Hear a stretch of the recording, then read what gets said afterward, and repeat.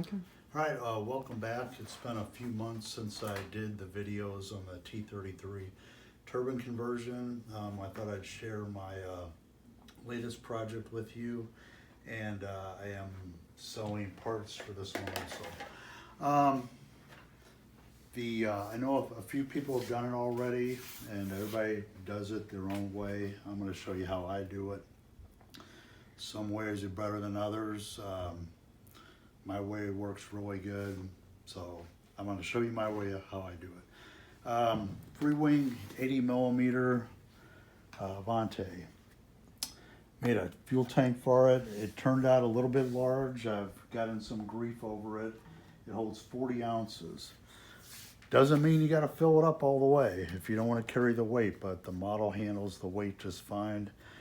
Really, I can't tell whether the model's full or empty. It flies the same. Handles it fine. I'll show you how the installation on how I got it in there in a minute. Let me go over this one real quick.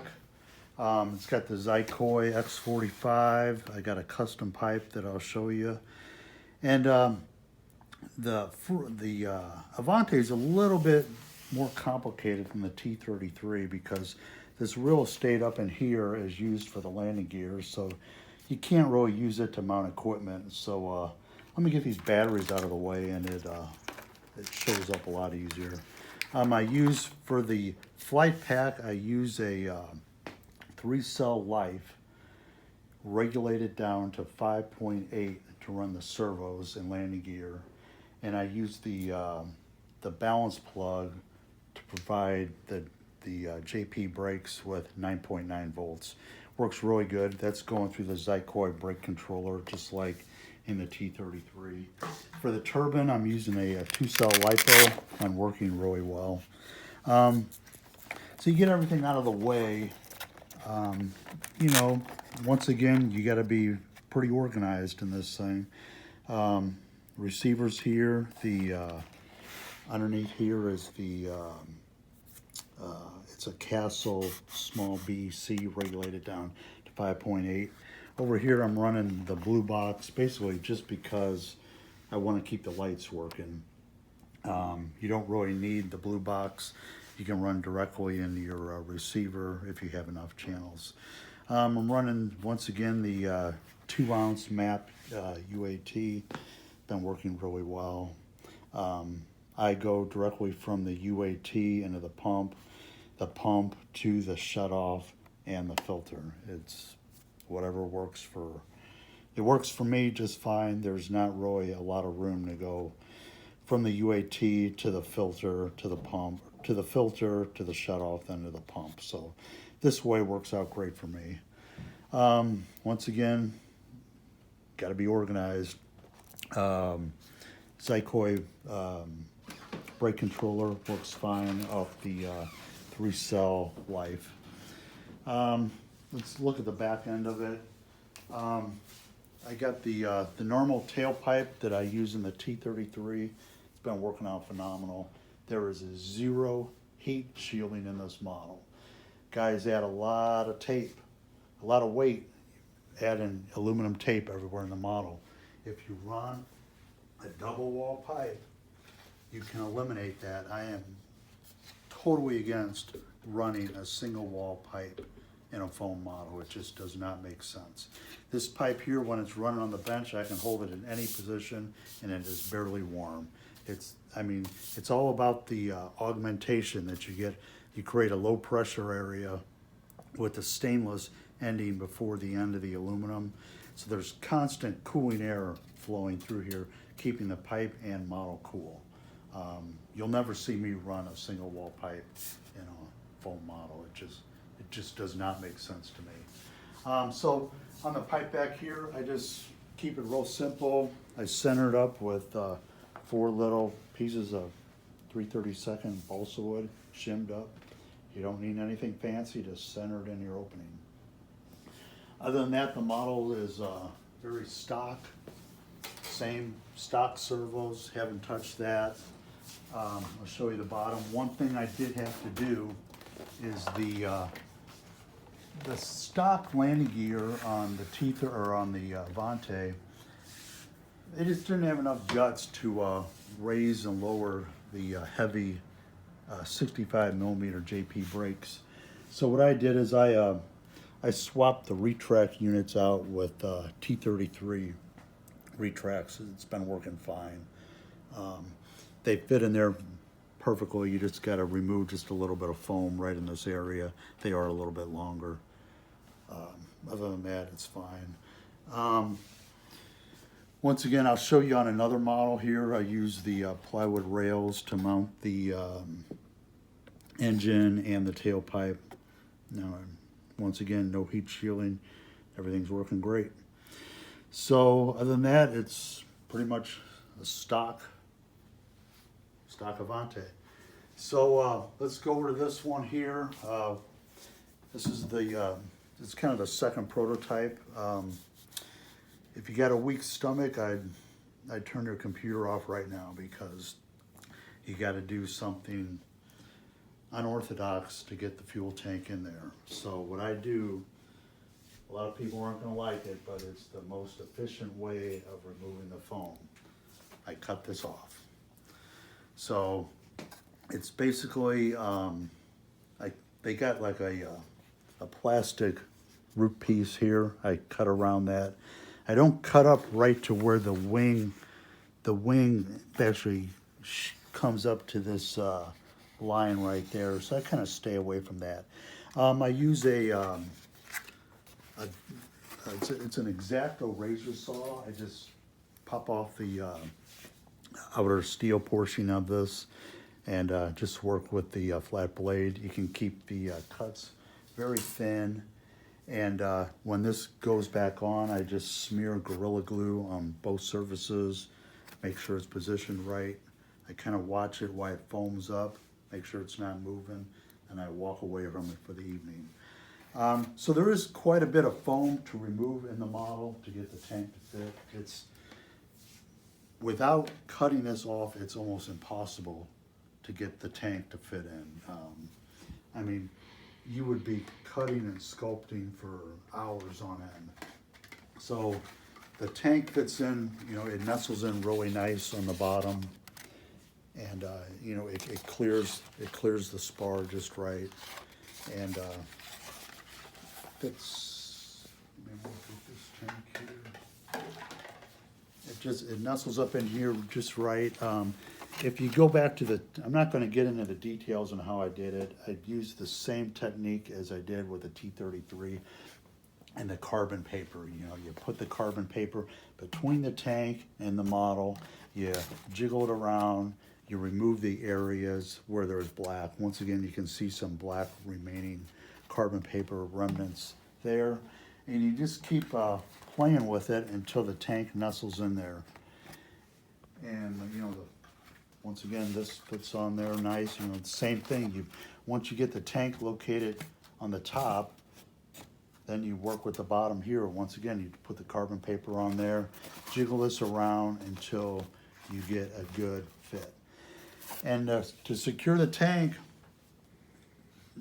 it's kind of unorthodox, but I just put a few dabs of Gorilla Glue before I glue this on. It actually glues the tank in, make sure it's good, it's not leaking, and then I just set this on there and walk away.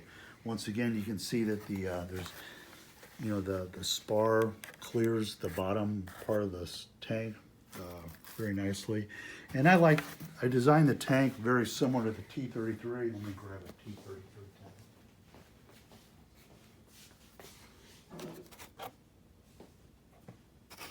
I really like the having like the bottom of the tank as like a sump, and the clunk is rattling around in there. It's always in fuel. The vent's up high, and it works out really good. I went with a longer extension here.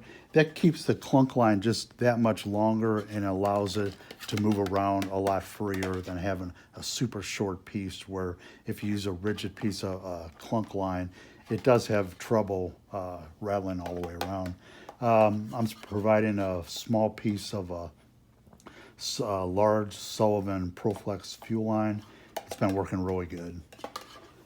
So after the tank's mounted, you have to remove the ridges back here where the they supply like ridges for the EDF fan unit to go in. I get rid of them, and that provides a little bit more cooling air to go around the pipe. Once again, if you refer to the T33 videos, I show you guys how to cut these slots back here. I take out the 1/4 inch, it's kind of plywood to mount the EDF unit. I make up little pieces of plywood here. I glue on a little piece of end grain balsa wood to make up the difference of the 1/4 inch, and you know, I cut some slots here and here. You got to be careful you don't cut them too deep because the model does get pretty thin back here. So I can't really supply these because everybody cuts them a different way, and you know, I Gorilla Glue these in. It works really well, and I drill them after they're glued in just in case they move around a little bit. You got to put the pipe in before you glue the forward belly pan on, and if you do have to remove the pipe later, what you have to do, what you have to do is you have to bring the pipe forward and basically just unscrew the 3 screws holding the bell mount to the pipe. The pipe can slide aft, the bell mount can go forward, and everything works out fine. And the engine, once again, I'm going with the X45. The K45 will fit.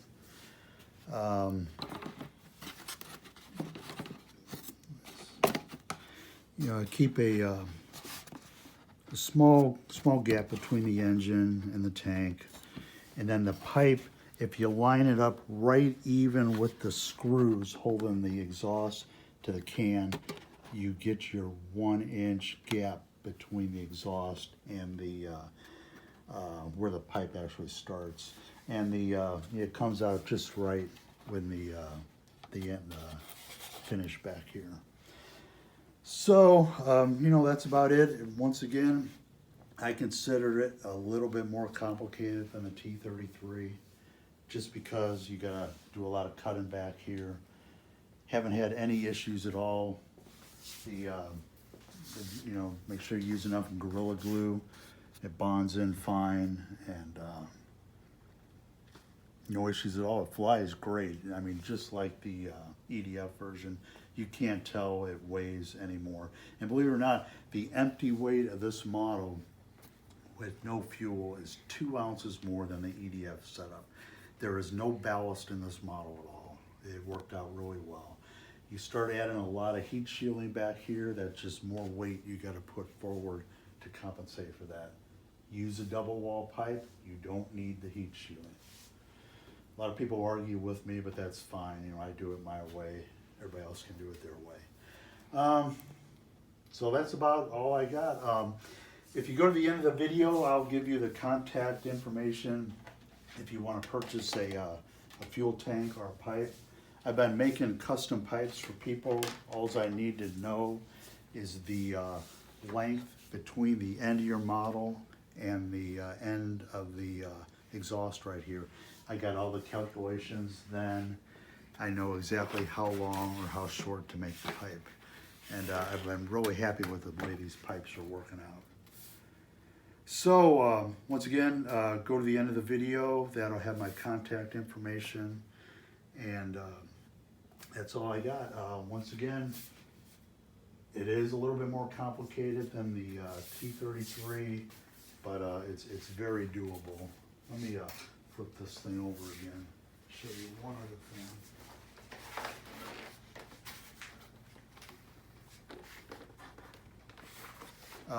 I did, you know, the vent just goes to the bottom of the model. I just bent up a piece of brass tubing here, you know, just keep it real simple. Been having really good luck with the MAP UATs. It's just, let's see, how did I do that? I think it's just Velcro down in there. I bonded the Velcro down to the foam and just wrapped it around I like to keep everything at an angle. And the little junction board for the X45 is down in the little crevice that Freewings provides in the model.